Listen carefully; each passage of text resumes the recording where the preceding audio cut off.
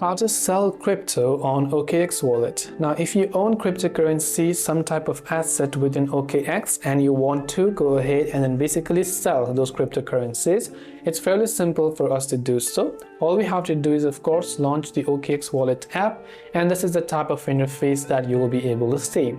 And once you've done that, what you want to do is, if you have got an asset, tap on the multiple dots icon, which you can find on the top left of the screen. Then once you've done that, you'll find under Manage Assets an option that says Sell. So just tap the Sell button that you can see. So make sure you've also verified your KYC or Know Your Customer verification on OKX Wallet. And once done, when you tap the Sell option, you'll be able to select the asset you wish to sell for the amount you wish to sell and confirm your order. That's all it takes for us to sell crypto on OKX Wallet. I hope the video helped you out.